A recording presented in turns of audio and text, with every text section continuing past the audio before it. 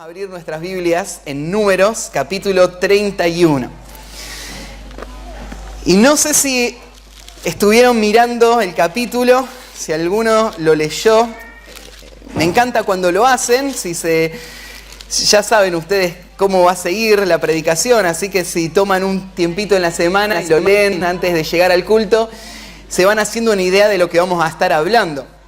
Y si alguno lo leyó, se da cuenta de que es un pasaje muy difícil, no para entender lo que dice, sino para aceptar lo que dice. La forma en la que presenta a Dios este texto es una forma que sería muy irritante para muchos. El mundo de hoy tendría una dificultad grandísima para sentarse en una reunión así y escuchar lo que vamos a escuchar hoy acerca de nuestro Dios. Con Neri nos reímos. A veces Neri me cuenta de que en los videitos, estas semanas que han estado hablando sobre el aborto, cada tanto surge uno que va a defender la vida y va a estar en contra del aborto, y los comentarios que aparecen abajo del videito son tremendos, difícil de imaginar para nosotros. ¿Cómo alguien puede pensar así, actuar así? Bueno, me imagino que si alguien escucharía esto, generaría una reacción parecida. Porque el tema que vamos a ver hoy presenta a Dios en una forma que al mundo no le gusta escuchar. Habla acerca de la justicia de Dios y el carácter santo de Dios que demanda el castigo sobre el pecado. Hoy vamos a leer un capítulo que ha traído mucha controversia, porque en este capítulo vamos a ver cómo el pueblo de Israel va a ser enviado por Dios para aniquilar toda una nación. Estamos hablando de hombres, mujeres y niños que tienen que ser asesinados, tienen que ir y aniquilar toda la nación. Es un pasaje conflictivo porque Israel ya ha luchado en otras batallas antes. Pero hasta ahora todas las batallas han sido porque alguien los vino a atacar y ellos se defendieron, y entonces terminaron Dios dándole la victoria y ganando esa batalla. Pero en este caso no sucede eso. Dios los envía directamente a una nación a destruirla por completo. Y esto irrita muchísimo al mundo, porque pensar en un Dios que bendice a los que le siguen es algo que se puede aceptar. Pero pensar en un Dios que destruye y mata a todos los que no se sujetan a Él, esto parece totalmente inaceptable. No es el único pasaje que trata algo así. Ya estudiamos en el libro de Génesis cuando Dios decidió con un diluvio aniquilar toda la raza humana, con miles de millones de personas, donde había personas de todas las edades. Y Dios decidió destruir toda la raza humana. No es el único pasaje que lo trata, pero tiene algo especial este pasaje. Y este pasaje vemos muchos donde Dios mismo va a venir y destruir una nación. Tenés, por ejemplo, las historias de Sodoma y Gomorra. Dios hizo caer fuego del cielo y consume toda esa ciudad. Y mueren todos ahí. Pero en este pasaje tenés a Dios enviando a su pueblo a hacerlo. ¿Y de qué se trata esto? ¿Cómo es Dios? ¿Por qué haría algo así? ¿Dios no es un Dios de amor? ¿No tiene compasión Dios? ¿Por qué hay palabras tan crudas en un texto como este, donde Dios ordena a ir y matar a los niños recién nacidos? ¿No es esto algo totalmente contrario a la naturaleza de Dios? ¿No es esto, por ejemplo, lo que el Dios del islamismo enseña? Porque el Islam predica esta misma doctrina en cuanto a su Dios. Para el islamismo, Dios les ha enviado a ellos a establecer su gobierno en el mundo usando cualquier método posible. Dentro del islamismo, si un musulmán mata a los enemigos de Alá, está haciendo una obra que le trae la salvación. Cuando un musulmán piensa en establecer el gobierno de Alá, piensa que ningún precio es demasiado alto. Si habría que aniquilar a toda la raza humana y solamente una sola persona sobreviviera, si esa persona fuese a ser musulmana, vale la pena. en la teología del Islam. Por eso es que ellos no dudan en hacer lo que hacen y por medio del terror matar a quien tengan que matar para poder establecer el islamismo. Y lo que tenemos acá no es más de lo mismo. Es más, no fue este mismo hecho que movió las cruzadas. ¿Ustedes escucharon hablar acerca de las cruzadas? Alrededor del año 1000, la Iglesia Católica decidió recuperar la ciudad de Jerusalén del dominio árabe. Entonces los sacerdotes católicos recorrían los países diciendo que era la voluntad de Dios que se recobre la ciudad santa. Y armaban ejércitos, muchos de ellos guiados por los mismos sacerdotes u otros por reyes que se decían cristianos.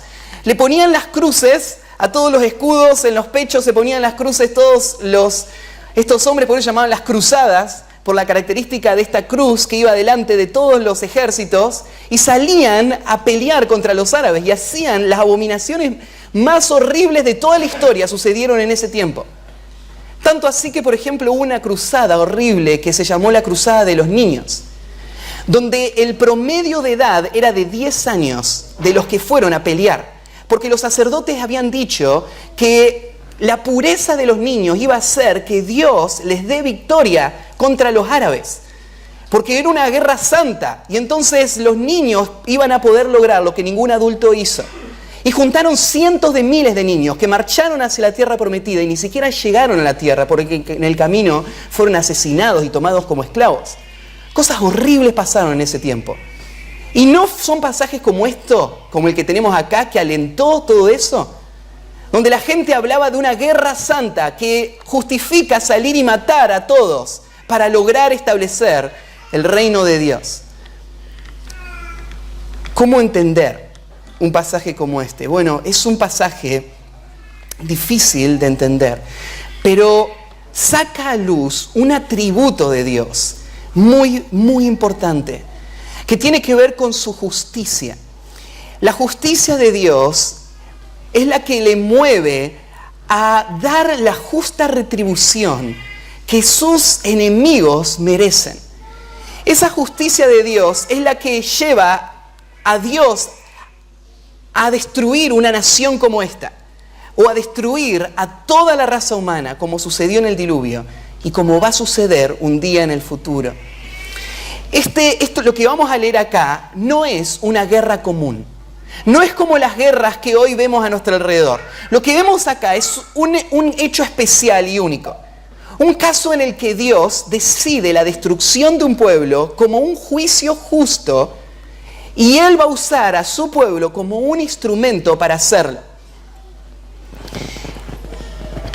Y vos decís, ¿y qué tiene que ver esto conmigo? Porque en el pasaje que vamos a leer hoy, Moisés está contando esta historia, no solamente para que sepamos lo que pasó. Moisés escribió esta historia para que el pueblo de Israel tenga el ánimo para entrar a la tierra prometida y hacer lo mismo que van a hacer con los madianitas, hacerlo con todos los cananeos. La razón por la que Moisés escribió este pasaje es para estimular en el corazón del pueblo de Dios el concepto de la justicia de Dios y la venganza de Dios. Para que el pueblo de Dios no solamente lo pueda creer, sino que lo pueda abrazar y pueda saber que esto es lo que debe suceder y puedan ir y hacerlo. Ellos eran los que tenían que agarrar las espadas y salir a matar a estas personas. Y Moisés escribe un pasaje como este para que ellos entiendan por qué lo están haciendo. Este pasaje sucede al final de la vida de Moisés. Ya sabemos, Dios le dijo a Moisés que falta poco para morir. Este es, de hecho, el último acto oficial de Moisés como líder.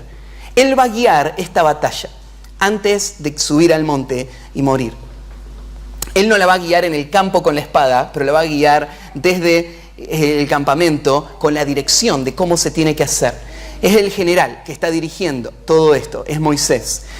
Y Moisés guió esta batalla y Dios lo usó en este momento para enseñarle a Israel qué significa la guerra santa. Enseñarle a Israel qué significa la justicia de Dios y qué significa la retribución que Dios da a los que se han rebelado contra Él. Ahora, si esta es la razón por la que se escribió este pasaje, esta es la razón por la que hoy vamos a predicar este pasaje.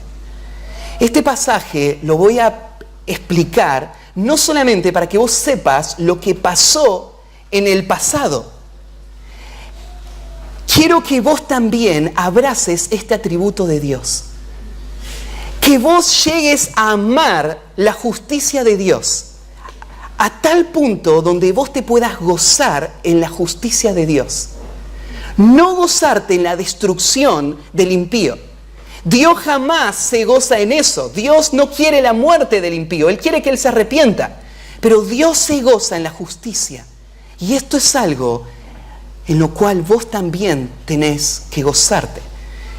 Vamos a estudiar este pasaje y no va a ser fácil de asimilar. Espero que el Señor pueda guiarnos a entenderlo y abrazar la verdad que este pasaje nos comunica. El título del mensaje de hoy es La justa venganza de Dios.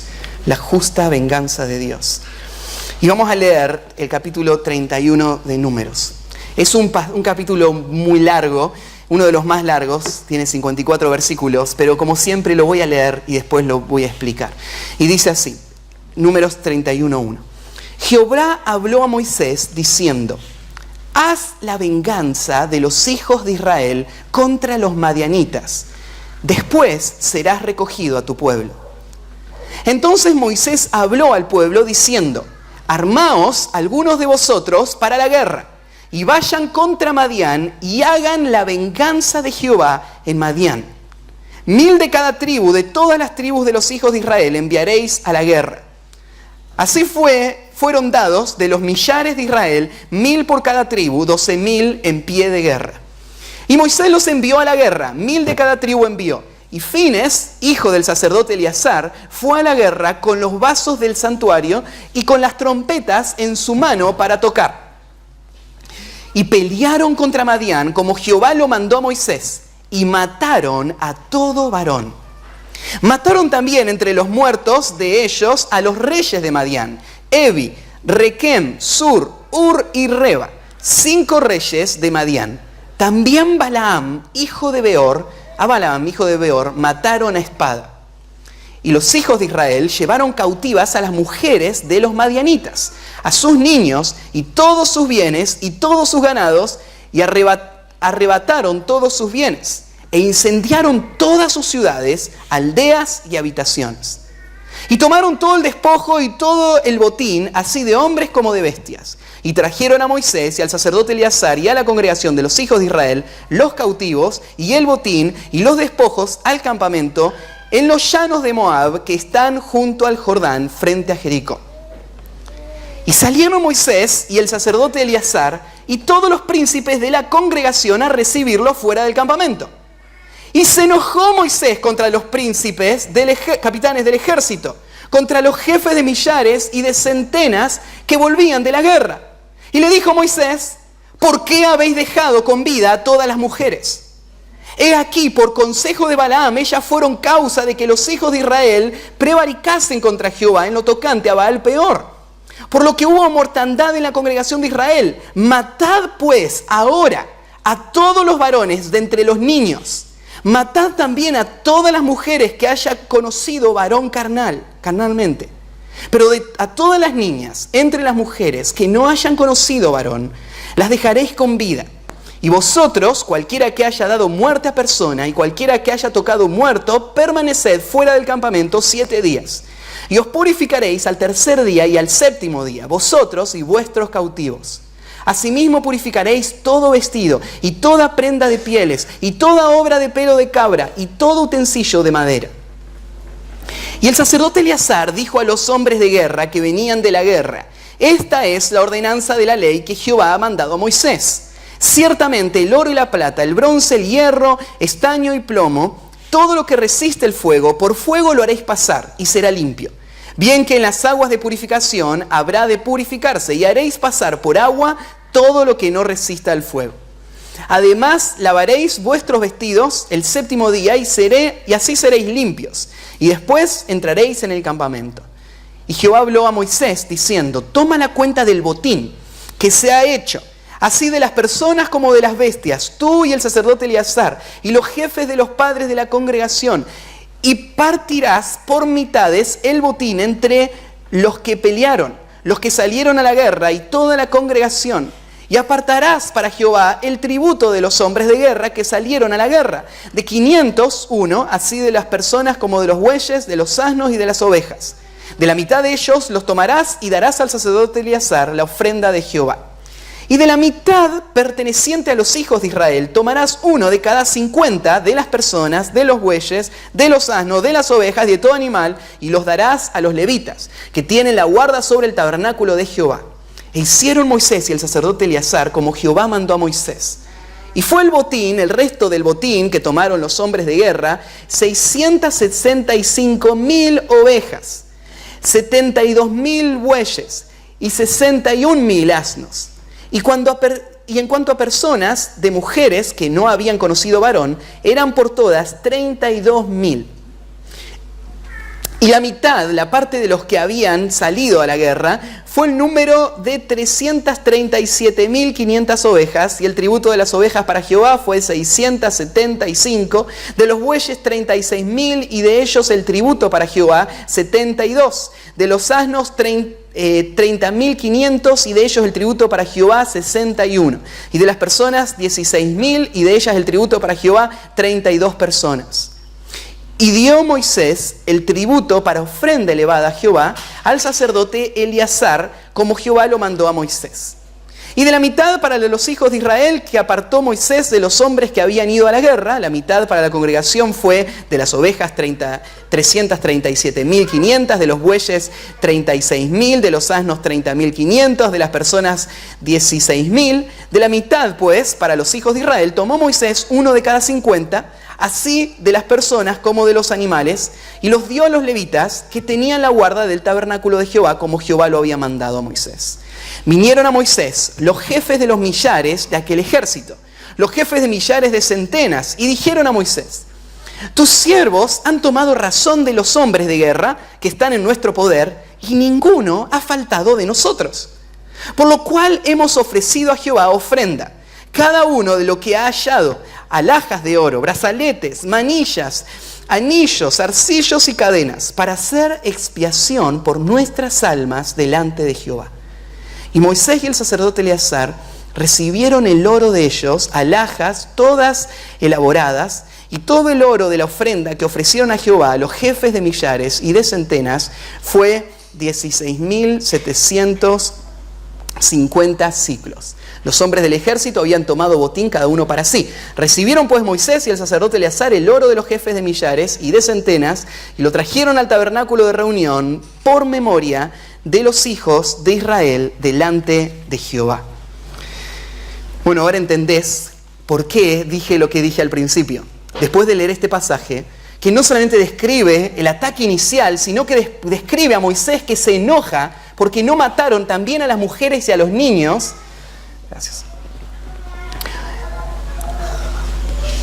Uno piensa, ¿qué está pasando acá? ¿Qué clase de Dios es el que está dirigiendo a esta nación? ¿De qué manera Dios está dándoles por medio del dolor de otros que van a sufrir? Como expliqué antes, esto no tiene que ver con una guerra como las que hoy conocemos, que están movidas por las pasiones del corazón de los hombres. Esta guerra está movida por Dios mismo. Dios no ha movido todas las guerras en la historia, pero en la nación de Israel, Dios quiso dar una ilustración y un ejemplo de cómo Él actúa con sus enemigos. Y para hacerlo, Él guió a Israel a estas guerras, para mostrar al mundo el sentido de justicia que Dios tiene y la forma en la que Él castiga el pecado. Creo que para Moisés, el tema de este capítulo tiene que ver con lo que vamos a estudiar afirmar Israel para que ellos entiendan este atributo de Dios y lo abracen. Así que el primer punto dice así: abraza la justa venganza de Dios. Abraza la justa venganza de Dios. Arranca el versículo 1 diciendo: Jehová habló a Moisés. Y es importante, porque el pasaje va a decir cosas tan drásticas que sería otra historia si esto hubiese salido de Moisés. Pero esto no vino de Moisés, esto vino de Dios mismo. No fue la idea de un líder que dijo que esto lo iba a hacer para Dios. Esto vino directamente de boca de Dios. Y de esta manera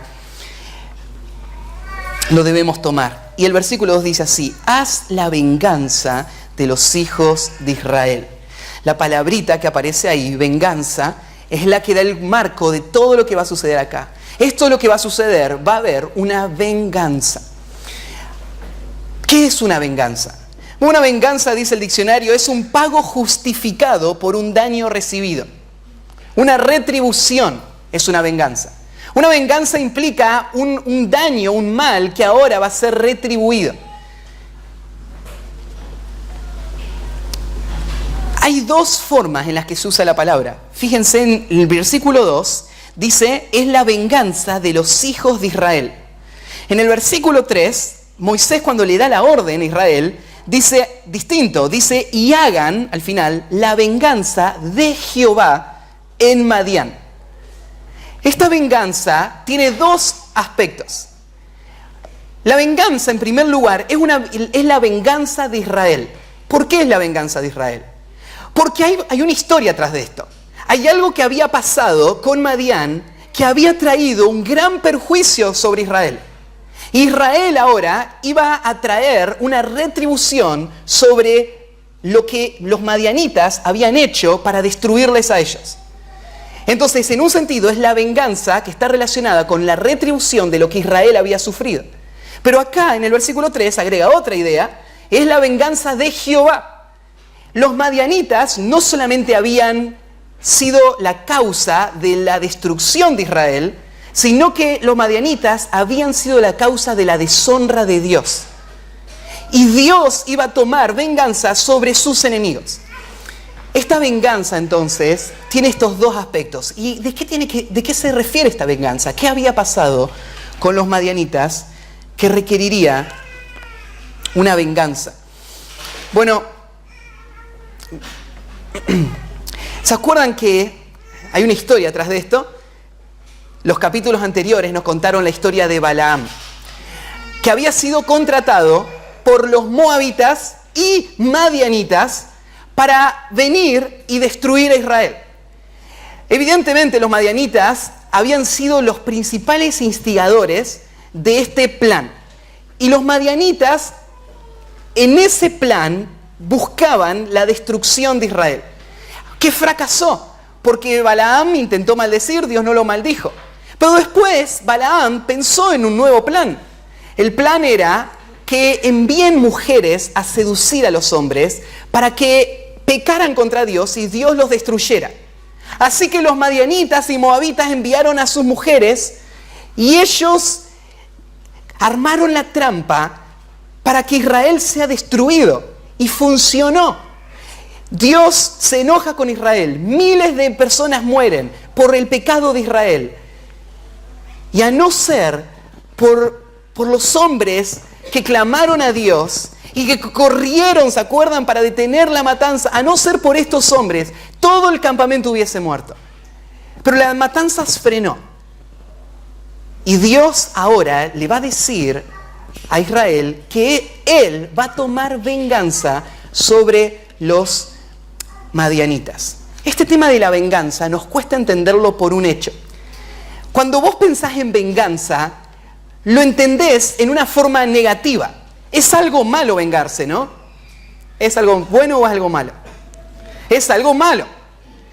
Es malo porque para los hombres es malo. Dios no le permite a los hombres ejercer revancha.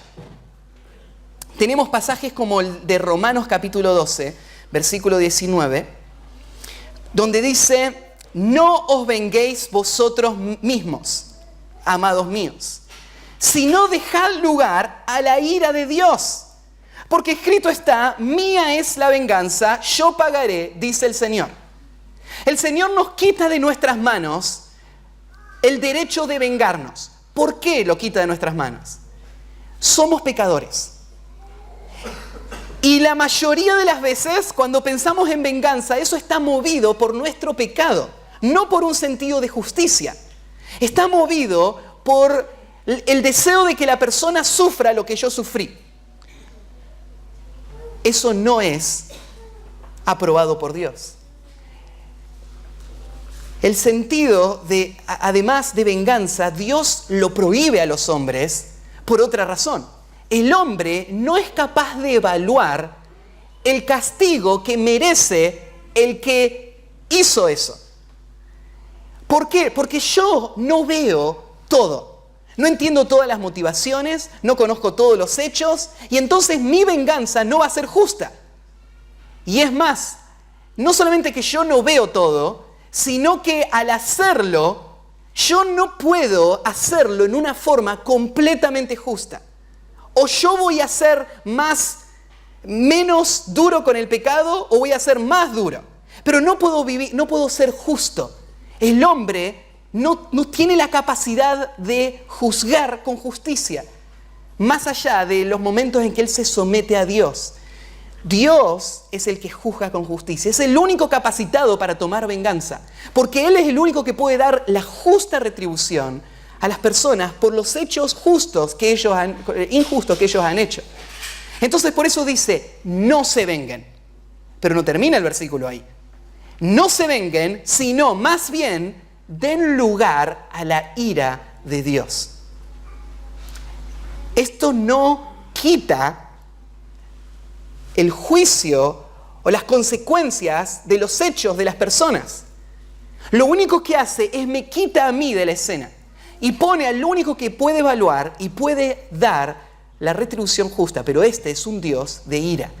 Y Él dijo, la venganza es mía. Entonces, en todo el universo, el único ser que es dueño absoluto de la venganza es Dios. Él no la comparte con nadie. Nadie tiene derecho de ejercer venganza, ni debe hacerlo. La venganza es algo común, más común de lo que creemos. No es solamente cuando una nación va y destruye a toda otra nación. La venganza sucede cuando a vos te tratan mal y vos ahora vas a buscar una forma de hacerle sufrir a la persona lo que te hizo. Puede ser no hablándole. Puede ser haciendo lo que sabés que va a herir o va a lastimar. Pero nosotros buscamos establecer justicia nosotros mismos y Dios nos lo prohíbe. Nosotros somos llamados a esperar en el Dios de la venganza. El Dios que un día va a traer justicia completa a este universo. Cuando Él se siente en un trono y Él juzgue todas las naciones de acuerdo a los libros donde están escritas todas las obras de todos los tiempos. Ese día va a haber justicia. Justicia completa y perpetua. Hasta ese día nosotros nos encomendamos a Dios. Pero no nos confundamos. No pensemos que Dios no va a ejercer venganza, que Dios no va a dar retribución. Porque aunque para el hombre esto es prohibido, en Dios esto es parte de sus atributos, es parte de su esencia. Él debe hacerlo, Él no tiene opción en hacerlo, porque su santidad y su sentido de justicia le mueven a hacerlo. Y por eso hay textos, por ejemplo, como el Salmo 58. Del Salmo 58, 10 al 11, dice así.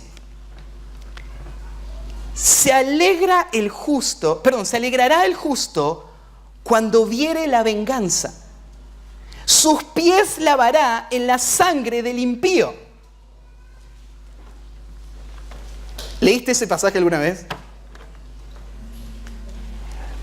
¿Pensás así vos que un día te vas a alegrar y vas a mojar tus pies en la sangre de un impío y alegrarte en eso? ¿Qué hay de bueno en esa actitud? Y es lo que termina el Salmo diciendo. Entonces dirá el hombre, ciertamente hay galardón para el justo. Ciertamente hay Dios que juzga en la tierra. Lo que trae alegría a un corazón cuando ve a un Dios en ira ejercer venganza es este hecho. Eso es una prueba de que Dios existe, que Dios es justo, que los justos son premiados y los impíos castigados. ¿No es esto algo bueno? ¿No es esto algo que aún el hombre depravado puede pensar? Cuando dice, ¿por qué los generales nazis, responsables de los genocidios que hicieron, terminaron sus días cómodos, refugiados en países que les abrieron las puertas y murieron en buena vejez en una comodidad total? ¿Qué hay de justo ahí? ¿Dónde está Dios? Bueno, acá está la respuesta. Dios va a hacer justicia. Dios va a tomar revancha. Dios va a dar el justo pago que cada uno merece. En eso el hombre, aún su mente depravada, puede ver este hecho. Que esto es algo que se requiere en la creación. Y cuando Dios ejerce venganza, el hombre se goza en la justicia de Dios. En el Salmo 94, 1 al 3, dice así: Jehová de las venganzas, Jehová de las venganzas, Dios de las venganzas, muéstrate, engrandécete, oh juez de la tierra, da el pago a los soberbios. ¿Hasta cuándo los impíos? ¿Hasta cuándo, Jehová, se gozarán los impíos? Aquel salmista está hablando de este deseo de justicia. Y esta pregunta, ¿hasta cuándo? Señor, ¿hasta cuándo en esa televisión vas a permitir que las personas se mofen de ti? Blasfemen tu nombre.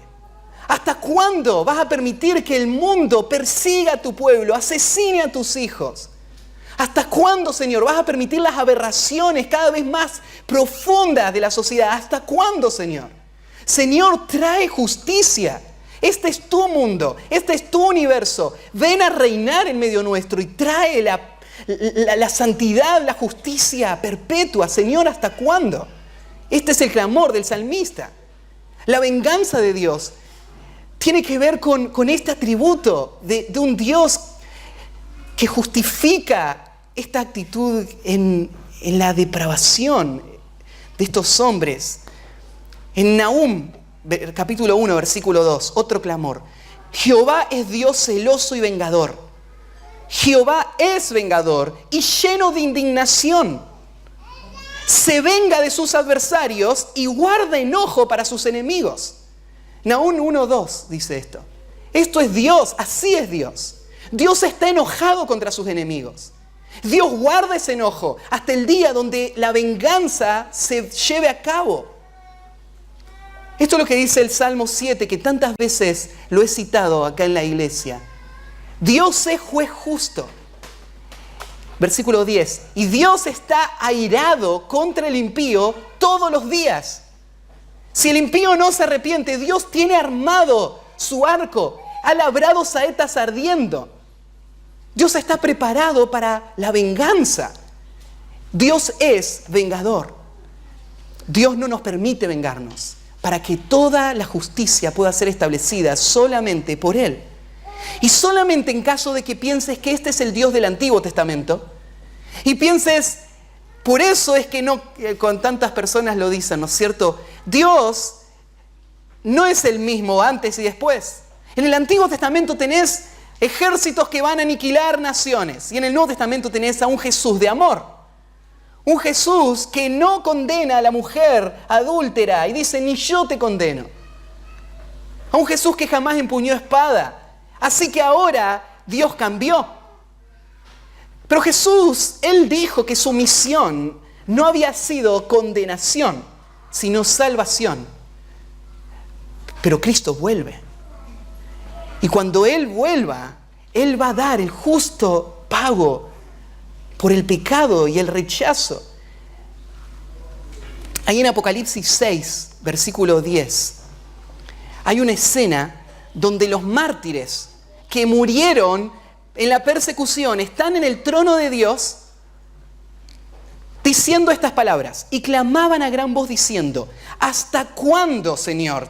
Lo mismo que el Antiguo Testamento. ¿Hasta cuándo, Señor, santo y verdadero, no juzgas y vengas nuestra sangre en los que moran en la tierra? Lo que están diciendo ellos es: Señor, trae venganza. ¿Cuánto más falta para que haya justicia final?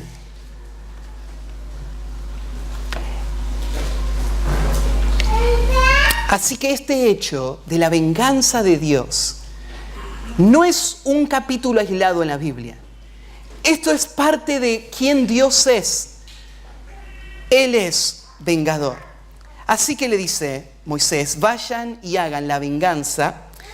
Bueno, ahí hablamos de a quién. Tiene que ser a los madianitas. Quiero que sepas algunas cosas más en cuanto a los madianitas. Los madianitas vivían en el desierto hacia el este, desde Jerusalén, desde Israel, desde la zona donde está ahora Israel parado. Están en las planicies de Moab, y eran pueblos nómades que eran guiados por pequeños señores que guiaban grupos que se movían de un lado a otro. Y estos son los reyes de los cuales van a hablar. Los madianitas fueron una cultura sumamente perversa. Sabemos por la historia las formas de idolatría que se practicaban en Madián. Las formas en las que ellos, para satisfacer a sus dioses, sacrificaban a sus propios hijos. Las formas de inmoralidad que se practicaban en Madián. Madián era un país, una región sumamente pagana y perversa. Pero esta no fue la razón por la que Israel va a destruirles. Porque hubieron muchas otras naciones con estas características. Es más, la esposa de Moisés es madianita. Moisés vivió guardado por los madianitas los 40 años que él estuvo en el desierto. Su suegro era el sacerdote de Madián. Pero ¿qué pasó acá? ¿Por qué Dios manda a Israel a destruir a los madianitas? Ellos no son cananeos. No haría falta destruir a los madianitas. Dios no le iba a dar tierras de los madianitas. A los cananeos tenían que destruir. ¿Por qué a los madianitas? Bueno, en diferentes momentos de la historia vemos un principio en cuanto a los juicios de Dios. El principio es este: Dios es un Dios paciente que permite que el hombre viva en rebeldía contra Él. La razón por la que Dios es paciente la tenemos en el Nuevo Testamento. Él no quiere que ninguno se pierda, sino que todos procedan al arrepentimiento.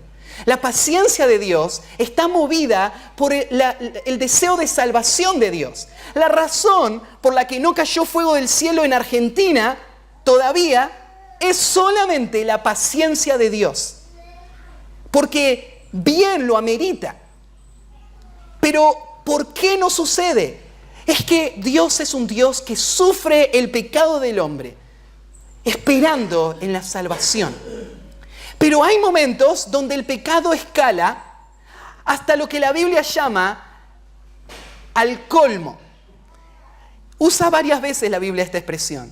Cuando Dios destruyó Sodoma y Gomorra, la usa esta expresión. Cuando Dios va a destruir a los cananeos, va a subir su pecado hasta colmar la medida. La medida está colmada, quiere decir que no le entra un grano más, nada más le entra. Cuando ese pecado llegó hasta ese nivel, Dios en diferentes épocas decidió destruir una nación entera o el mundo entero. Cuando arranca Génesis capítulo 6 para describir el diluvio, arranca explicando el grado de depravación que había en el mundo en ese momento. Y es esto lo que va a llevar a Dios a la destrucción de Madián. Y es esto lo que va a llevar a Dios un día a la destrucción de todo nuestro mundo. La paciencia de Dios espera, pero el juicio de Dios se acerca. Un juicio en el que Dios va a juzgar a todas las naciones por la rebelión, cuando ese pecado haya llegado hasta el extremo. Madián es una figura de el mundo rebelde a Dios, que es usado como una herramienta de Satanás para seducir al pueblo de Dios y llevar a la destrucción al pueblo de Dios. Esto es lo que pasó con Madián. Y esto es lo que hay alrededor nuestro. Hay un sistema determinado en destruir al pueblo de Dios, que planea las formas de seducción y de destrucción, gobernado por Satanás. Conscientes o inconscientes, este mundo coopera con Satanás. Ellos son también parte del reino de las tinieblas y están desparramando, están sirviendo a los propósitos de Satanás. Este es el mundo. Ahora, este mundo todavía Dios no lo ha juzgado. Aún no ha sido juzgado porque Dios quiere que se salve. Nosotros no tenemos que verlos como enemigos esperando que Dios los destruya. Tenemos que verlos con la compasión, esperando que la misericordia de Dios les salve antes de que Dios destruya todo este mundo. Pero la destrucción se acerca. Y esos que hoy miramos con compasión, un día Dios los va a destruir con venganza si no se arrepienten. Y ese día ya no los vamos a mirar con compasión. Ese día nos vamos a gozar en la justicia de Dios. Hoy nosotros le llamamos a la salvación. Pero Madián representa ese mundo rebelde a Dios, que no solamente se goza en el pecado, sino que es el instrumento de Satanás para destruir al pueblo de Dios. Y lo ha hecho a través de toda la historia. ¿Cuántos miles de mártires han muerto a través de estos siglos, estos 20 siglos, a manos de los enemigos del pueblo de Dios? Solamente en los 500 años que duró, se me fue de la mente la palabra, la Inquisición. La Inquisición en España y en Europa, solamente en esos 500 años se calcula que se mataron a más de 5 millones de cristianos. 5 millones. Y no es que se mataron con una bala, ¿no? Las formas más aberrantes de tortura sucedieron. Hay cosas que siguen sucediendo hasta el día de hoy. Hoy se cree que hay más gente muriendo por la fe cristiana hoy que en ningún otro momento en toda la historia de la humanidad. Solamente que nosotros vivimos en una parte del mundo donde no lo vemos. Pero está sucediendo. Y el día que el Señor se lleva a su iglesia y empiece a transcurrir ese último periodo, esos últimos 7 años, va a haber un gran avivamiento mundial y una persecución jamás vista en el mundo, donde van a morir muchísimos más. Y todo eso un día va a ser vengado por Dios. Pero no solamente los que mataron a esas personas. La venganza de Dios va a venir sobre todos sus enemigos. Vamos a llegar y vamos a ver más adelante qué define a un enemigo de Dios. ¿Quién es un enemigo de Dios? Ahora hay algo interesante que tal vez vale la pena mencionar acá. ¿Por qué Dios le dice a Israel que destruya a los madianitas y no que destruya a los moabitas? Israel estaba en Moab ahora. Balac era el rey de Moab. ¿Se acuerdan? Que junto con Madián planearon todo esto. Hicieron todo eso. ¿Por qué Dios le dice, vénganse de Madián, pero no se venguen de Moab? Es más, Dios le da este orden en Deuteronomio 2.9. Deuteronomio 2.9, Dios le dice, no toquen a Moab. No le hagan nada a Moab. ¿Por qué no? Esto parece injusto de parte de Dios, ¿no? Pero Dios le da la razón y dice así, Jehová me dijo, no molestes a Moab, ni te empeñes con ellos en guerra, porque no te daré posesión de su tierra, porque yo he dado a Ar por heredad a los hijos de Lot. Esta es la razón. Siglos antes hubo un hombre llamado Lot. Ustedes conocen su historia. Él salió junto con Abraham de Ur. Fue un hombre de fe. Lo dice en el Nuevo Testamento. Pero aún siendo un hombre salvo, su identificación con el mundo hizo que él perdiera a su familia. Su esposa murió con el juicio de Dios y sus hijas, en una depravación horrible, lo emborracharon en una cueva, durmieron con él, quedaron embarazadas y los hijos de estas mujeres formaron la nación de los moabitas. Con todo lo perverso, ¿no es cierto? Y la razón por la que Dios tendría que destruir a los moabitas, hay una razón por la que Él no los va a destruir. Por Lot. Hay veces donde los planes de Dios, la razón por la que Dios destruye a uno y no destruye al otro, dependen de la forma en la que Dios administra su misericordia. Dios es libre de administrar su misericordia como Él quiere. Él es misericordioso para con todos, pero no a todos les da el mismo grado de misericordia. Y en algunos casos, la misericordia de Dios frena un juicio sobre alguien y lo extiende sobre otros. Cuando Jesús estaba acá en la tierra, en un momento un grupo de personas le habló a Jesús sobre la última noticia que se había escuchado. Una torre se vino abajo y murieron, 50 fueron, no me acuerdo el número exacto, creo que 50 fueron. Murieron, cayó una torre y murieron 50. Es la última noticia, ¿no es cierto? Jesús, ¿qué decís? ¿Qué pasó? ¿Cómo explicar eso? ¡Qué tragedia! Y Jesús los mira y le dice, si no se arrepienten, todos ustedes van a morir de la misma manera. Pero ¿por qué la torre mató a los 50 y no mató a toda la nación de Israel?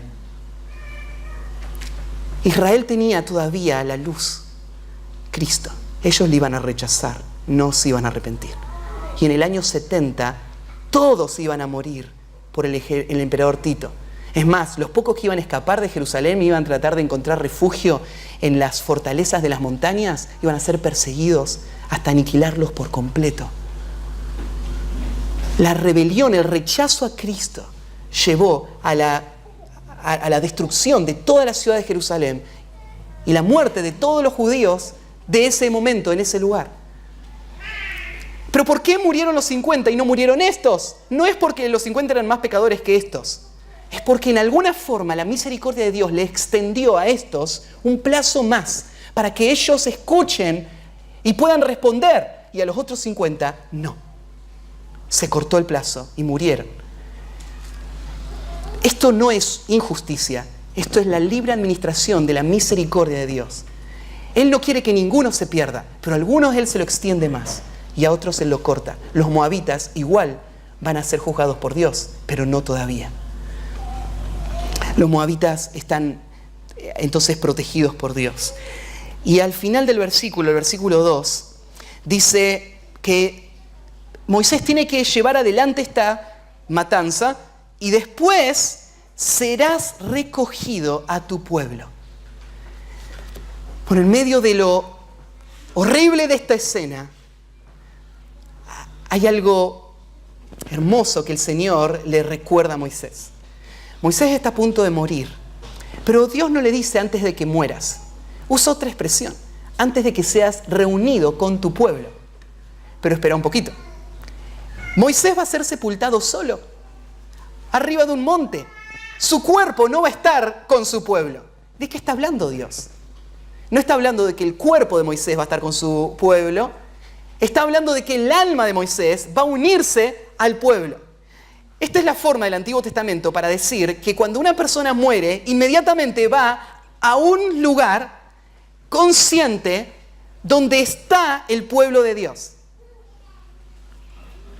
Ser unido al pueblo es otra forma de hablarle a Moisés, de esa esperanza cierta que todo creyente abraza, que aparece en el Antiguo y sigue hasta el Nuevo. La vida consciente en presencia de Dios junto al pueblo de Dios. Jesús, cuando habló de estos pasajes en el Nuevo Testamento, había una secta, se llamaban los saduceos, que negaban la resurrección. Y decían, los que están muertos ya fueron. El que muere ahí termina todo. Y Jesús le dice, ¿y no escucharon a Dios decir que Él es el Dios de Abraham, Isaac y Jacob? No dice Dios, yo fui el Dios de Abraham, Isaac y Jacob. Dice, yo soy el Dios de Abraham, Isaac y Jacob. Y por eso Jesús dice, Dios es Dios de vivos y no de muertos. Lo que está diciendo es, Abraham, Isaac y Jacob están vivos. Por eso es que Dios dice, yo soy el Dios de ellos, yo estoy con ellos ahora mismo. Ustedes no lo pueden ver, no están acá, pero yo soy el Dios de ellos, solamente que en otro lugar. Esta es la doctrina del Antiguo Testamento de la presencia inmediata del creyente con Dios y con el pueblo de Dios. Bueno, el versículo 3 entonces es la orden de marcha.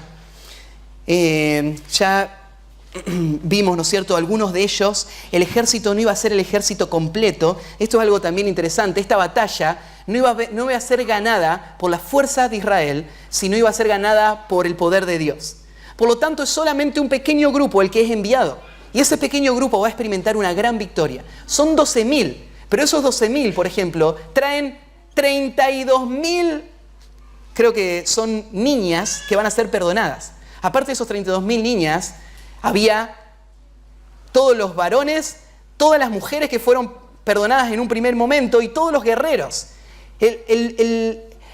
Lo que ellos enfrentaban era algo gigantesco comparado con los 12.000 que ellos eran.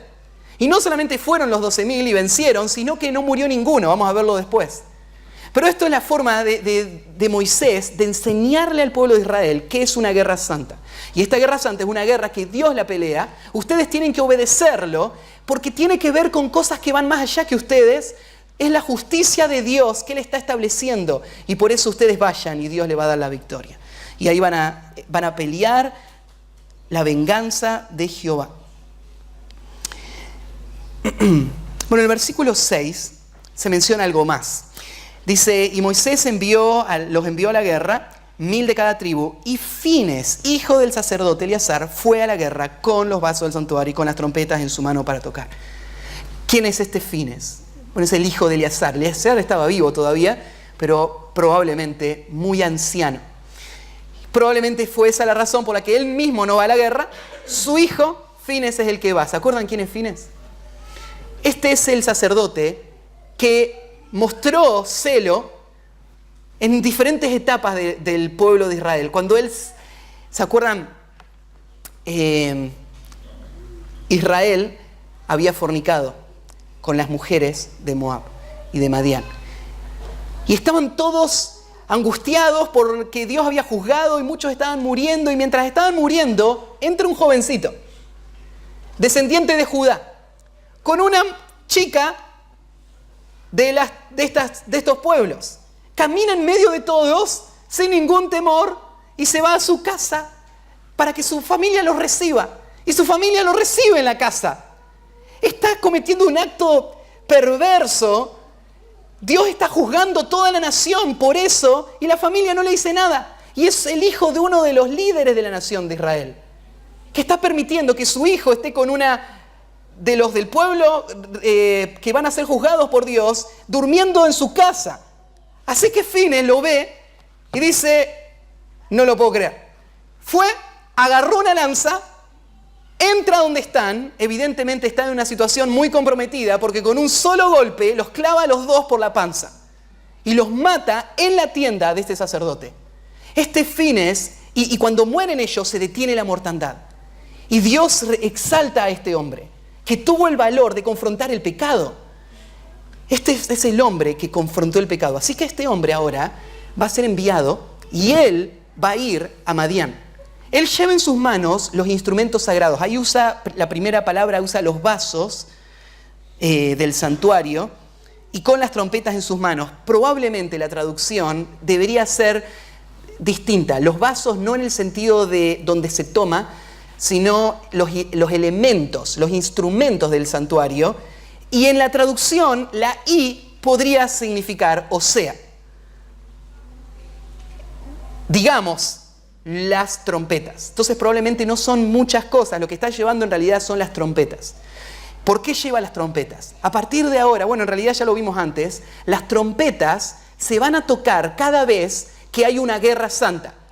Estas son trompetas sagradas, que solamente se tocan cuando Dios ha enviado el ejército y Dios va a dar la victoria. Así que son tocadas por los hombres de Dios, por los sacerdotes. Y este hombre Fines va con las trompetas, porque esto es una guerra santa. Entre paréntesis. ¿Vos sabías que el día que la maldad de este mundo llegue a su colmo, se van a escuchar trompetas? Las trompetas que van a convocar al pueblo de Dios, la iglesia, y lo va a llevar en el rapto, pero que van a ser un anuncio a este mundo de una batalla santa. Dios va a purificar la tierra y y van a venir 7 años de asolación. Durante esos 7 años Hay el punto final, el punto climático, el punto que termina y cierra todos los juicios. Se va a dar por 7 sellos, 7 copas, 7 trompetas, 7 copas.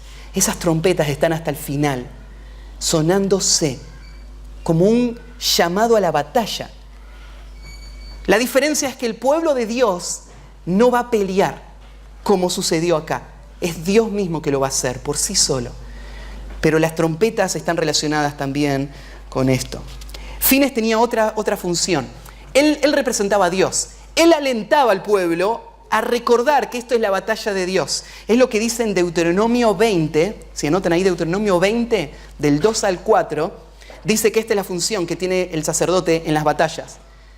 Dice así: y cuando os acerquéis para combatir, se pondrá en pie el sacerdote y hablará al pueblo y les dirá: oye Israel, vosotros os juntáis hoy en batalla contra vuestros enemigos. No desmaye vuestro corazón, no temáis, ni os azaréis, ni tampoco os desalentéis delante de ellos, porque Jehová vuestro Dios va con vosotros para pelear por vosotros contra vuestros enemigos, para salvarlos.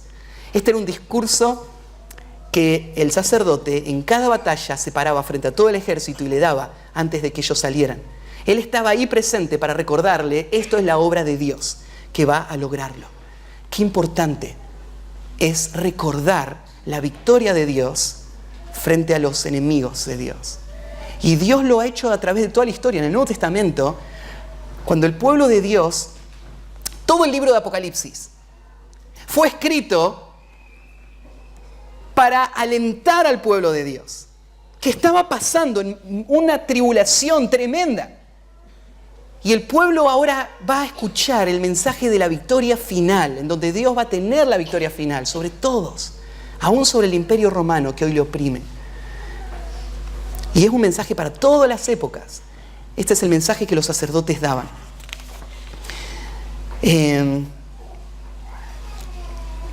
Ahí en 1 Tesalonicenses, capítulo 4, versículo 16, aparece este tema de las trompetas. Y en el versículo 7, acá de Números, seguimos, dice: y pelearon contra Madián como Jehová lo mandó. La obediencia es la característica de esta nueva generación. La generación anterior no quiso entrar a la tierra, esta generación está obedeciendo y sale a pelear contra Madián. Y mataron a todo varón. Hay que explicar algo acá. Mataron a todo varón, a todos los madianitas, se refiere. Evidentemente no significa a todos y cada uno de todos los madianitas. ¿Por qué? Bueno, en Jueces, acá estamos en Números, Deuteronomio, Josué, Jueces, capítulo 6, aparecen de nuevo los madianitas. En un gran ejército, innumerable, que dominan a la nación de Israel por mucho tiempo, hasta que Dios levanta a uno, a Gedeón, y a través de él, Dios les libra de los madianitas. Entonces, pero ¿murieron o no murieron los madianitas? Bueno, no murieron. Probablemente ese todo significa todos los que estaban en esa región. Los madianitas eran nómades, probablemente había madianitas desparramados por otros lados.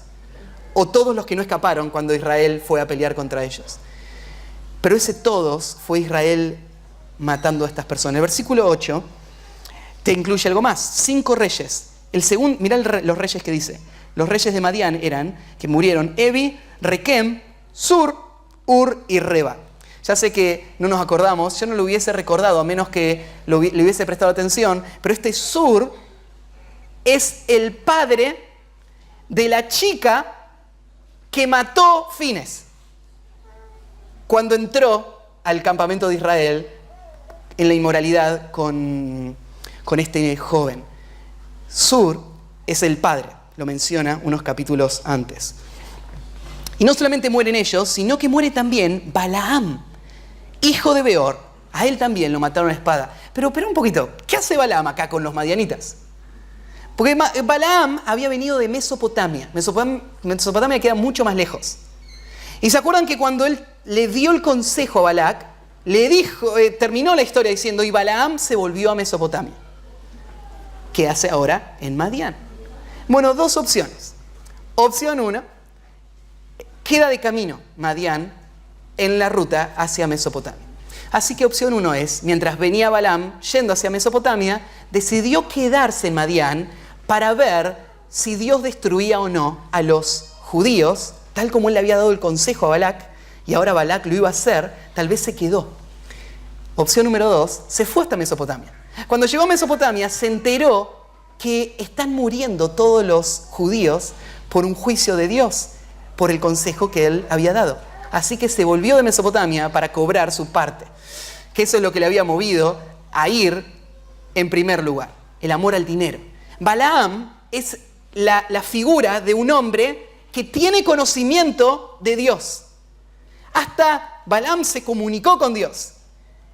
Pero él ama más el dinero que a Dios. Por lo tanto, él está dispuesto a ir en contra de Dios, en contra del pueblo de Dios, para asegurarse su parte del dinero. Esta es la figura de una persona que se dice cristiana, pero que su corazón va atrás de la idolatría del dinero. Esa idolatría va a llevarle hasta su destrucción. Así terminó Balaam. Balaam terminó bajo el mismo juicio de los enemigos de Dios. Y ellos entraron, mataron a todos los hombres, tomaron a las mujeres cautivas y a todos los niños. En el versículo 10 dice que ellos incendiaron todas las ciudades, aldeas y habitaciones. Todo Madián está ahora destruido. Lo único que hay de Madián son las mujeres, los niños y el botín. Quiero decir algo. No podemos imaginar el grado de destrucción que implica la venganza de Dios. Por eso es que Dios dice, déjenme la venganza a mí. Jamás nosotros podríamos traer justicia real, pero Dios, Él lo puede hacer. Y la justicia de Dios es movida por un Dios de ira que va un día a consumir este mundo bajo los juicios. Cuando vos lees Apocalipsis, es tremendo. No es poca cosa ser un enemigo de Dios, rebelde a Dios, endurecido contra Dios, rechazando a Dios. Bueno, vamos al segundo punto. Van a ser más cortos estos. El segundo punto dice así. Primero, abraza la justa venganza de Dios. Abraza significa, vos tenés que tomar esto como algo que muestra un valor de Dios, un atributo de su justicia que vos vas a abrazar como valioso. Segundo, dice así, vive a la luz de la justa venganza de Dios. Vive a la luz de la justa venganza de Dios. Dios le está diciendo al pueblo de Israel que ellos tienen que vivir ahora sabiendo que Él es así. Y lo que hagan tiene que ir acorde a la venganza que Dios estableció para sus enemigos. Y acá vamos a ver una escena de nuevo que nos cuesta imaginar, porque en el versículo 13 dice, y salieron Moisés y el sacerdote Eleazar y todos los príncipes de la congregación a recibirlos fuera del campamento. ¿Por qué salen fuera del campamento? Bueno, algunas razones. Primero, podés imaginarte, ellos vienen a celebrar la victoria. Salieron fuera del campamento a recibir al ejército que viene trayendo todo el botín de guerra y recibirlos después de esta gran batalla y victoria. Segunda razón, ellos no quieren que entren al campamento porque tocaron cadáveres. Vamos a verlo ahora más adelante, pero ellos antes de entrar al campamento se tienen que purificar. Vamos a ver por qué. Entonces, pero salen afuera para que no entren y contaminen el campamento. Me imagino que hay una tercera razón. Sale Moisés para ver si ellos hicieron todo lo que él les mandó hacer. Y sale para corroborar esto. Y es lo que dice el versículo 14. Y se enojó Moisés contra los capitanes del ejército, contra los jefes de millares y de centenas que volvían de la guerra. ¿Por qué se enojó? ¿Por qué habéis dejado con vida a todas las mujeres? ¿No es suficiente haber matado a todos los hombres? ¿No es suficiente haber quemado todas las aldeas, todos los pueblos, todos los campos, todo destruimos? Y ahora Moisés se enoja porque no mataron también a las mujeres. ¿Qué es lo que está pasando? Moisés es esta clase de hombre sanguinario que se alegra ahora en que maten a mujeres indefensas. que trajeron como cautivas. Esto es una aberración. Pero Moisés se enoja. Lo que mueve la ira de Moisés no es ninguna de las razones que mueven las guerras o los genocidios de nuestra época. Lo que mueve la ira de Moisés es su celo santo y su amor por el pueblo. Porque la razón que le va a decir Moisés es, ¿no se dan cuenta que esas mujeres son las que desviaron sus corazones? Esas mujeres son las que les llevaron a la destrucción y si ustedes las traen ahí les va a llevar de nuevo. ¿Por qué perdonaron a las mujeres estos hombres? Te lo puedes imaginar. No hace falta, ¿no es cierto?, describir demasiado, pero estos hombres salieron a pelear. Y como era característico, todo lo que traían después de la batalla, ellos lo iban a tener y lo iban a disfrutar. Incluyendo a las mujeres, que en las batallas del mundo antiguo no se mataban, sino que se tomaban como mujeres propias. Eran mujeres hermosas. Y este pueblo pensó en esto. Estamos contentos en que Dios juzgue a nuestros enemigos, pero que a la vez mantenga nuestros pecados. Y el placer que este pueblo ahora quería encontrar en estas mujeres muestra la razón por la que Moisés se enoja. Se enoja porque este pueblo no entiende el sentido de esta guerra. Esta guerra no tiene como sentido solamente matar a los enemigos, tiene como sentido mantener a este pueblo santo. Y ese puede ser el mismo pecado del pueblo de Dios hoy, que habla de cómo Dios va a destruir a todos los rebeldes, mientras ellos hoy se permiten los pecados y no son duros contra su pecado y no matan sus pecados. No entienden de qué se trata la guerra. Esta guerra no es una guerra por revancha, no es una guerra para establecerte a vos, es una guerra para mostrar la justicia y la santidad de Dios. No podés permitirte el pecado y valorar la venganza de Dios a la misma vez. Valorar la venganza de Dios significa todo tiene que ser destruido, porque Dios quiere un pueblo santo, puro, para Él. Por eso estas mujeres tienen que morir también. Estas mujeres son parte de este sistema, de este pueblo rebelde a Dios, que deben morir para que no contaminen al pueblo. Ahora vos me decís, pero Matías, está bien, eso explica por qué matar a las mujeres. Hay que matar a las mujeres porque pueden ser una tentación para el pueblo de Israel. Supongamos que aceptamos eso. Pero no termina ahí.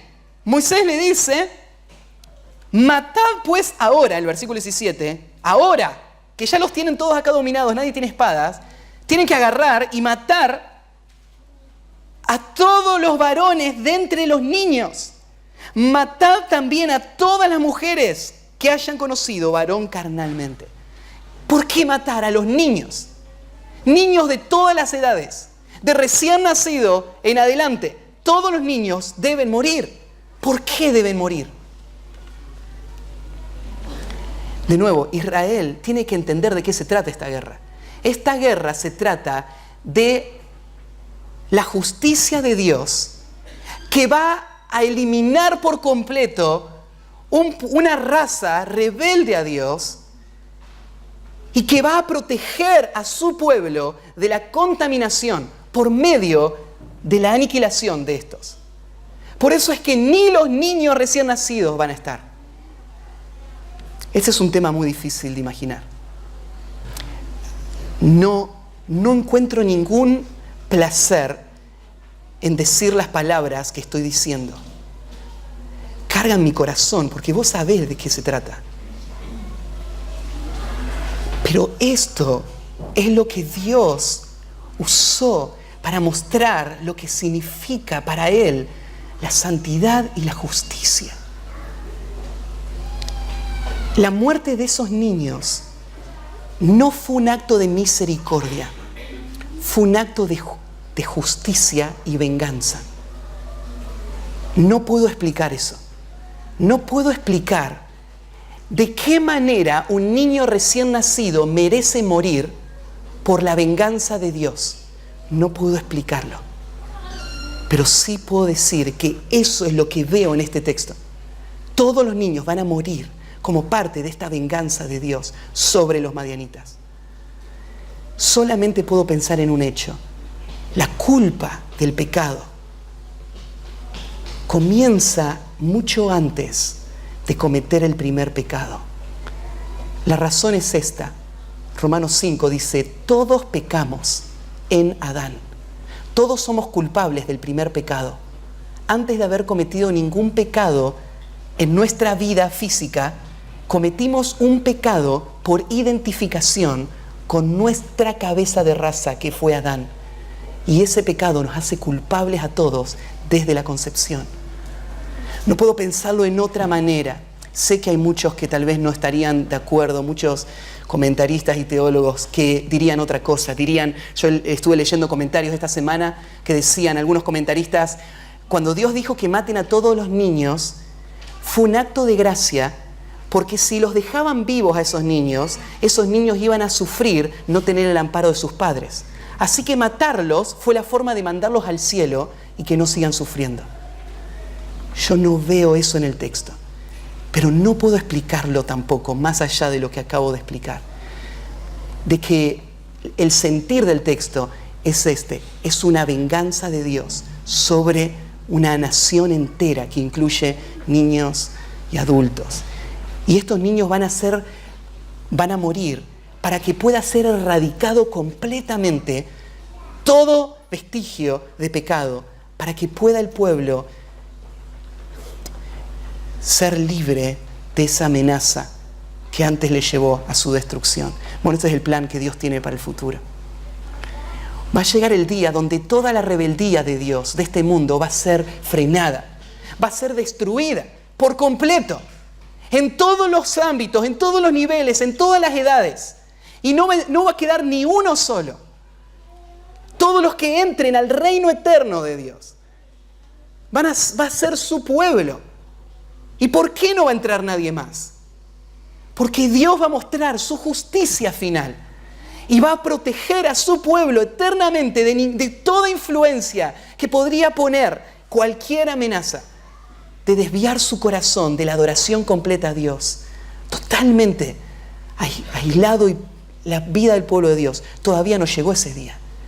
Todavía hay un canal y una puerta abierta a la salvación, pero el día que llegue va a ser completa la destrucción y el juicio de Dios. Por eso el pueblo no se debe asociar de ninguna manera con este pueblo rebelde a Dios. No puede casarse con esas mujeres, porque esas mujeres van a desviar sus corazones. Tiene que haber una separación, y ese es el llamado de Dios para nuestras vidas hoy. ¿Entendés que la venganza de Dios te llama a vivir a la luz de esa venganza? Vivir a la luz de esa venganza es vivir una vida separada de este mundo que va a ser juzgado por Dios. No te podés casar con una mujer que no teme a Dios. No podés vivir en una comunión íntima que te lleve al pecado. Tenés que entender que la venganza de Dios, la luz de la venganza de Dios, te lleva a decisiones drásticas para terminar con el pecado y cualquier influencia de pecado o fuente de tropiezo para el pecado. Vivir a la luz de la venganza. El mundo que nos rodea son enemigos de Dios. Enemigos de Dios. A quienes fuimos enviados a llamar a la salvación, pero que tiene una capacidad de contaminación altísima. Y por eso hay un principio más que aparece en el versículo 19, antes de pasar al último punto, y es: y vosotros, cualquiera que haya dado muerte a persona, le van a permitir la vida a estas niñas que son menores, que están, ahí menciona, ¿no es cierto?, que no han tenido relaciones carnales con hombres. Y esta es la idea, ¿no es cierto?, que la gracia de Dios va a rescatar a estas niñas que de otra manera iban a entrar en esta sociedad y ponerlas bajo el liderazgo de un hogar que iba a poder cambiar el curso de sus vidas. Y esto es un acto de gracia de Dios en este momento. Están en un punto donde estas mujeres, niñas, en estos hogares pueden ser guiadas al temor de Dios. Y por eso es que son dejadas. El versículo 19, vosotros, cualquiera que haya dado muerte a persona y cualquiera que haya tocado muerto, permaneced fuera del campamento 7 días. Matar a estas personas fue una orden de Dios. Pero eso no hace la muerte de estas personas algo que Dios disfruta. La muerte es algo contrario a la naturaleza de Dios. Dios es por naturaleza vida. Dios planeó para este mundo vida. Todas las muertes de este mundo, aún las muertes que suceden bajo el juicio de Dios, son contrarias a su naturaleza. Tan contrarias a su naturaleza que contaminan a la persona que tuvo en contacto con Él. Dios no quiere que el pueblo de Israel asuma la muerte como algo que agrada a Dios en sí mismo. La justicia agrada a Dios, la santidad agrada a Dios, pero la muerte no. Por eso el que mató tiene que estar 7 días limpiándose antes de poder entrar al campamento. Y esta es la forma de Dios de aclarar este punto. Dios no se deleita en la muerte del impío. Es más, la purificación es requerida, porque esto es contrario a la naturaleza de Dios. Pero es requerido ahora por la justicia de Dios, por causa del pecado. Dios no se contradice a sí mismo. Dios convive en todos sus atributos, en ese equilibrio perfecto. Así que el segundo punto, vive a la luz de la justa venganza de Dios. El tercer punto, recibe el resultado de la justa venganza de Dios.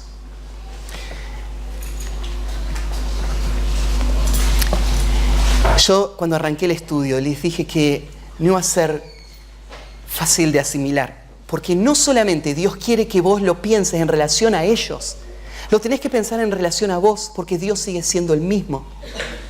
Y tenés que valorar este atributo de Dios, de justicia. Y ahora Dios te pide que disfrutes del resultado de la destrucción de todos los enemigos suyos. Que esto es lo que el pueblo va a hacer. Traen todos los despojos de guerra y ahora el pueblo se va a enriquecer enormemente con los despojos de guerra que le sacaron a esta nación después de matarlos a todos. ¿Cómo es esto? Esto sería totalmente inaceptable si hubiese sido la iniciativa de cualquier hombre. Pero este es el Dios soberano que está ejecutando sus juicios y que va a trasladar todo lo que disfrutó un día la raza rebelde a Él. Y lo va a trasladar y se lo va a dar a su pueblo que disfruta de Él. Y ahora va a disfrutar de todo lo que Él le da. Aún se lo da por medio de la venganza. Este es el atributo de Dios. Hay un proverbio, en Proverbios 13:22, dice algo que también es, creo, paralelo a esta idea. Miren Proverbios 13:22, o yo se los leo. Dice así: el bueno dejará herederos a los hijos de sus hijos, pero la riqueza del pecador está guardada para el justo. La riqueza del pecador está guardada para el justo. Bueno, este proverbio es un dicho de sabiduría, que una persona que observa el mundo lo podría observar. Es algo real, observable hoy. Esto es algo que Dios hace.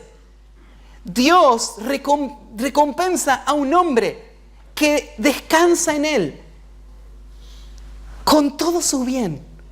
Mientras los que son rebeldes a Dios viven en el afán y en la ansiedad, corriendo atrás del viento y nunca disfrutando, cuando Dios va a enriquecer a su pueblo por iniciativa de Él, por su gracia.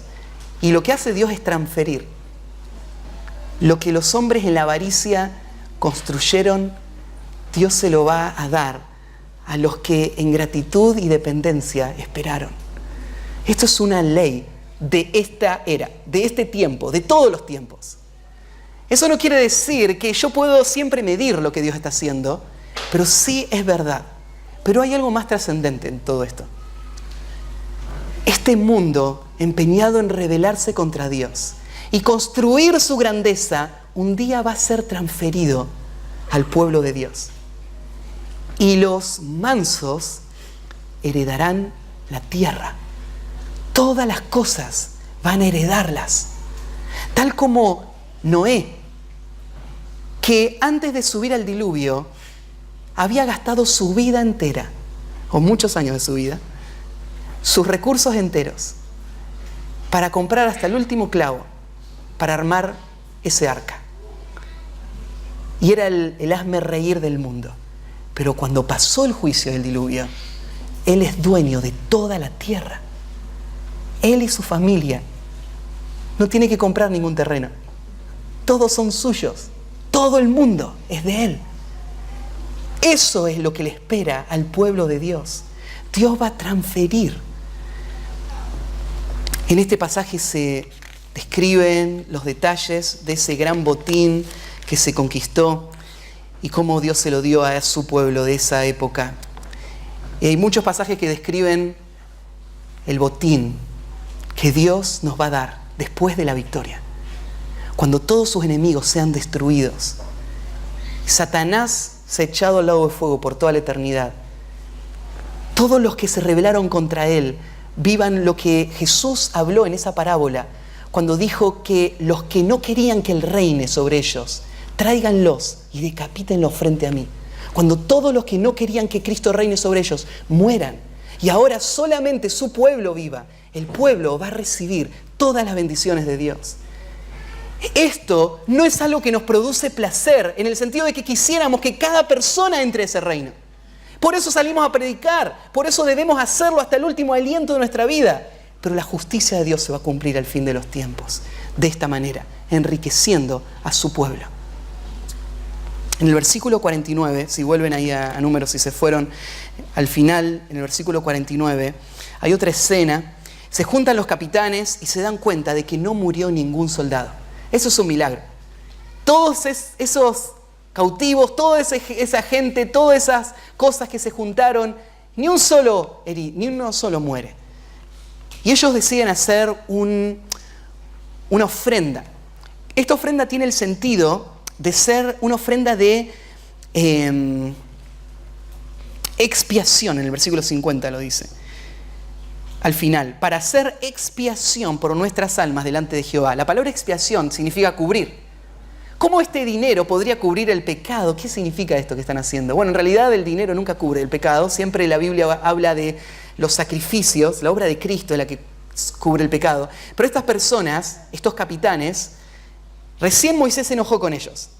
¿Se enojó por qué? Porque ellos no habían matado a las mujeres. Ellos habían querido mantenerse en el pecado sin sus enemigos.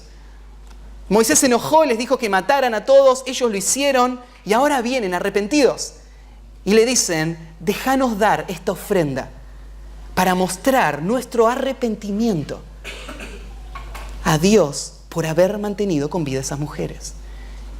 Y ahí Dios acepta esa ofrenda, Moisés la recibe y la da al pueblo, a los sacerdotes para administrarla. Bueno, tenemos que cerrar, tal vez habría algún detalle más que se nos escapó, pero quiero cerrar con un pasaje del Nuevo Testamento en 1 Tesalonicenses capítulo 1. Porque hemos estado haciendo varias conexiones con la vida del pueblo de Dios hoy, pero tal vez este es uno de los pasajes más claros.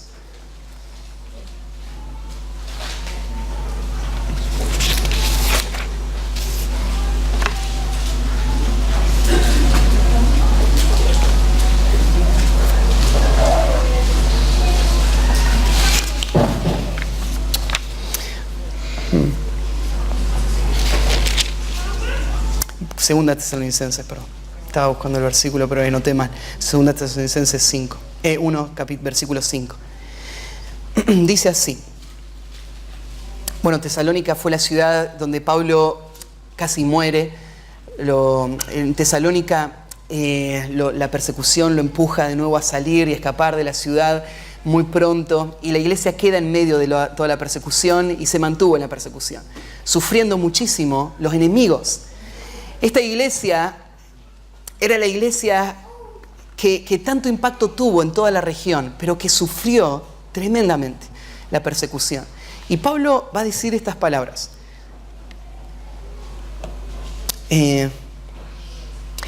Esto es demostración del justo juicio de Dios, para que seáis tenidos por dignos del reino de Dios, por lo cual asimismo padecéis.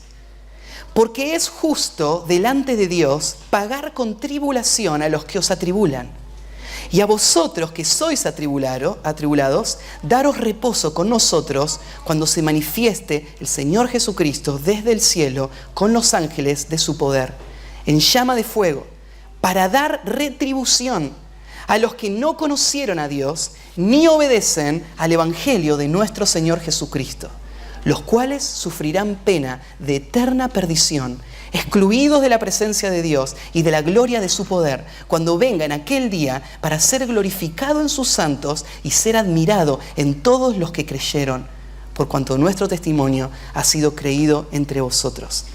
Pablo es un evangelista. Pablo, en un momento, él dice que él está dispuesto a cambiar lugares con los que se pierden. Él estaría dispuesto a hacer anatema a él con tal de que su pueblo llegue a la salvación. Ese es el corazón de este hombre, pero Pablo está hablando en este pasaje en cuanto a la justicia de Dios. Y en este pasaje, el pasaje es parecido a lo que acabamos de estudiar. Pablo habla acerca de que esto, cuando Dios juzgue, va a ser una demostración del justo juicio de Dios. Porque es justo delante de Dios pagar. Esa palabra pagar es la idea de retribución. Usa la palabra retribución en el versículo 8, ¿no? Para dar retribución.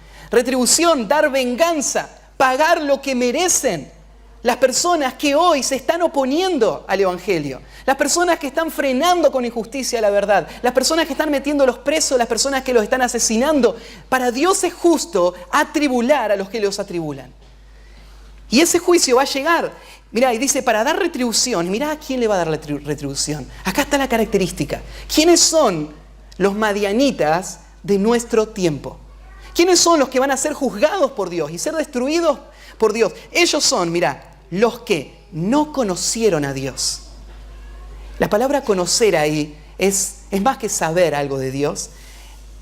Ellos no reconocieron a Dios. No le dieron a Dios el lugar que le corresponde a Dios. Es Romanos capítulo 1. No reconocen la autoridad de Dios, el gobierno de Dios. Ellos no conocen a Dios. Segundo, ni obedecen al Evangelio de nuestro Señor Jesucristo. Saben que la predicación del Evangelio, por un lado es una invitación, pero en otra forma es una orden. Crean. Las personas tienen que obedecer al Evangelio, tienen que arrepentirse de sus pecados y venir a Cristo. Pero estos no lo obedecen, no reconocen a Dios. Entonces ellos, mirá, los cuales, estos que no reconocen a Dios y que viven rebeldes al Evangelio, sufrirán pena. Pero la pena que ellos van a sufrir es mucho peor que matarles.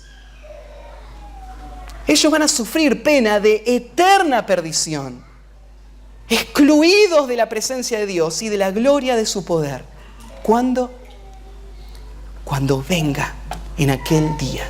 Aquel día se refiere a ese día donde Cristo va a volver a juzgar. El día del que habla Apocalipsis capítulo 19. El día cuando Él venga en su caballo, con vestidos manchados en sangre. Y donde Él venga a esta tierra a regirla con vara de hierro. Ese día se va a acabar la oportunidad. Y todos los que no reconocieron a Dios y no obedecieron al Evangelio, ellos van a ir a la eterna perdición.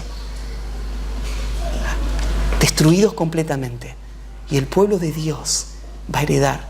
Ese día cuando Cristo venga en su caballo blanco, nosotros vamos a estar con Él. Nosotros no vamos a pelear. Él va a pelear solo, con la espada que sale de su boca. Pero nosotros vamos a ver a Dios juzgar este mundo y establecer justicia. ¿Cómo va a ser ese día? No lo puedo imaginar. Pero estos pasajes están puestos para prepararnos para ese día, para que entendamos por qué Dios va a matar a estas personas, por qué el tormento eterno. Dios no es injusto, no es nada más de lo que ellos merecen. Y eso es lo que Dios va a dar. Vamos a orar para terminar. Y antes de orar, ahí con todas las cabezas inclinadas, ojos cerrados, no puedo terminar este estudio sin rogarte. Si vos sos uno de los que no han reconocido aún a Dios, ni han obedecido al Evangelio, no se han sujetado a nuestro Salvador, que por amor se dio a sí mismo para librarnos de nuestros pecados, que nos invita a venir y a heredar junto con el pueblo de Dios, aunque hayamos sido madianitas. Tengo que llamarte y decir hoy: vení a Cristo, arrepentite hoy de tu pecado, creé en el Evangelio, abrazate de la salvación y escapá de la ira venidera y unite a nosotros yendo hacia la herencia eterna. Padre, perdónanos cuando nuestro pecado o nuestra incredulidad distorsiona nuestra mirada y no te podemos ver como tú eres realmente. No podemos ver tu celo por tu santidad como tú lo ves. Donde no podemos responder con el mismo celo de separación para ser ese pueblo santo. Señor, gracias por tu paciencia. Si no hubiese sido paciente, yo no estaría acá. Es tu paciencia la que hace que este día el sol se haya levantado de nuevo, donde el mundo tenga una oportunidad más de escuchar. Es tu paciencia la que nos envía a predicar. Señor, espera, no traigas aún el juicio. No pronuncies esa voz, no suenes la trompeta aún.